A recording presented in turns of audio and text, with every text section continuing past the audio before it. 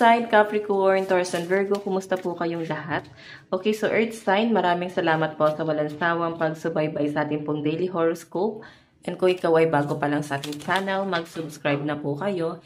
And i-click mo na rin yung ating notification bell para lagi kang updated sa ating mga bagong upload, okay? So guys, tignan natin, gabay kapalaran mo. Okay. Gabay kapalaran po ni Earth sign, Capricorn, Taurus, Virgo. Okay, so guys, meron tayong strength. So Earth sign, sinasabi lang dito na magpakatatag ka. Okay, nandun kasi sa point na sinusubo ka talaga pero magpakatatag ka lang. Ayan, nakikita ko na para bang, alam mo sa nasa-channel ko, parang sariwa yung hangin na parang sariwa yung hangin na nalalanghap mo pa. Okay, hindi kagaya ng iba na hindi na guys ganon ka-fresh. So, parang sinasabi na mapalad ka pa. Okay? Mapalad ka pa na kahit papano is magaan, kahit papano yung nagagalawan mo or kung anong klaseng sitwasyon meron ka ngayon is mapalad ka pa rin sa ibang bagay, okay? So, meron tayo guys, reconcile. Parang last, kahapon, ganito rin ata lumabas sa inyo.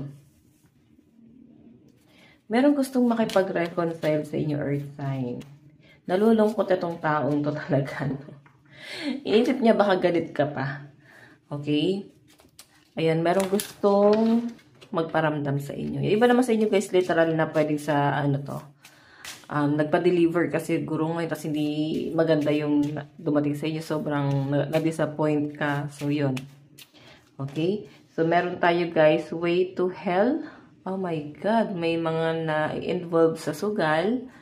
Nahihilig sa sugal. So, guys, ang sinasabi dyan, ang sinasabi rito guys, magkaroon ka ng control, no? Huwag kayo guys masyadong, magpadala dahil sa sugal or pwedeng naiengganyo ka kasi ini-encourage ka ng mga taong nasasamahan mo. So, pag ganyan, ibig sabihin, mali ang mga taong nasasamahan mo kasi ini-encourage ka na magsugal.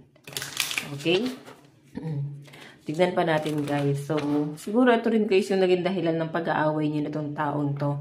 Dahil siguro guys sa pagwawaldas ng pera or pwedeng pera na hindi kayo nagkasundo, pwedeng dahil sa sugal, bisyo. So, strength kasi guys ang sinasabi dyan, maayos nyo pa tong relasyon na to. Pwede rin naman guys na kung di sa love life to is sa relationship o sa mga kaibigan mo na pasaway, pwedeng sa ibang tao, basta kilala mo na yun, mahalaga sa iyo yung taong yan, okay?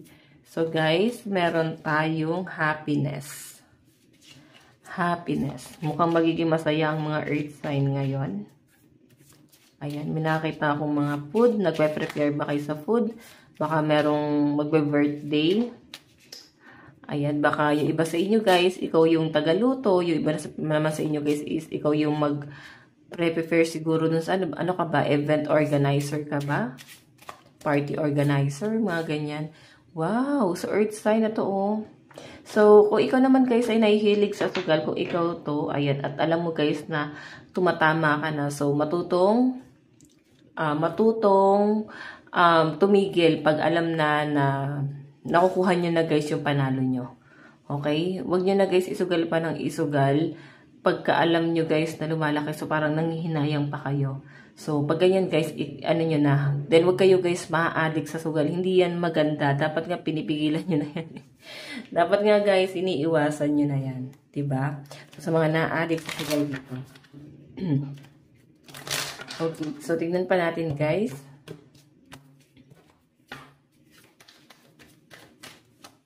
Meron tayong need. Ayan. Meron ata kayong kailangan gawin.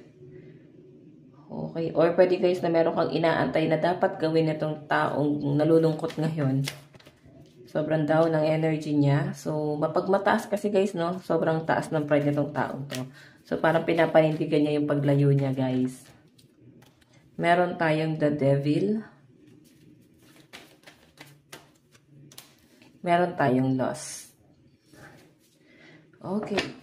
So guys, ayan, earth sign. Ito kasing need na to, may nagpapalakas naman ng loob mo ngayon. Pwedeng family, basta may nagko-comfort sa inyo. malapit lang sa inyo yan. Yun talaga yung kailangan din ng mga earth sign. Pero hindi nyo pa guys gano'n na-appreciate. Kasi parang kulang pa, hindi pa niya guys napapagaan talaga totally yung loob mo. Pero magaan naman kahit papano na may alam mo yun, may nag-aalala siguro sa inyo or may concern. Pero kung pagsusumahin guys, hindi pa ganun hindi ka pa ganun nahihil. So ito naman guys, gusto makipag-reconcile, nakikipagpataasan ng pride sa inyo to, okay? So yan, sabi ko sa inyo guys, talikuran mo na clarity, tignan mo may taong tumalikod doon. So kung sa tingin mo guys is meron kang masamang nagagawa or hindi guys makakabuti sa inyo na mga nagagawa mo, is matuto guys na talikuran tong bagay na to. Huwag kayo guys ma-addict din sa bagay na yan. Okay, kung sa sugal man to, pwedeng sa love life, kung sumugal ka na dyan. Kung hindi na guys makakabuti sa mental health mo, matuto ka guys na tumalikod na. Okay, restriction guys, happiness. Pwedeng hindi mo makuha yon. Okay, mararamdaman mo na parang lahat ng taong mahal mo is tinalikuran mo kasi siya na lang yung tinira mo dun sa mundo mo. Okay, yun yung parang ikaw mismo nilimitahan mo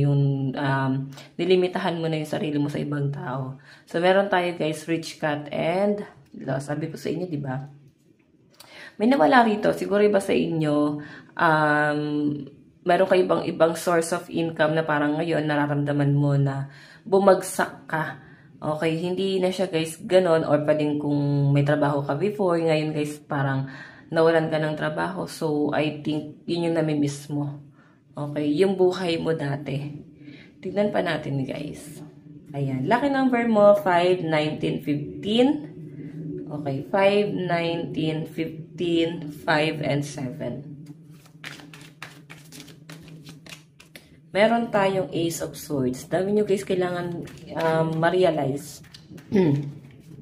Yun yung pinapakita sa akin. Na parang kailangan marami kayong i-consider din ngayong araw. So, meron tayong 6 of Wands. May kasunduan dito. So, meron ka ma-realize, pero bago ka guys makipagkasundo, yun nga sabi dito, meron ka dapat i-consider bago ka makipag-collab. Okay? Makipagkasundo. Advice, meron tayong abundance is a state of mind. Okay? So, ayan. Ibig sabihin, ngayon kasi guys, balisa kasi ang laki ng nagbago. Okay? Ang laki ng na-adjust sa pamumuhay mo. So, parang hindi ka guys naging kampante ngayon. Yun lang yung malino na pinapakita sa akin. Sobrang nababalisa kasi nabago yung lifestyle mo. Okay, so Earth sign, ito lang po ang inyong reading.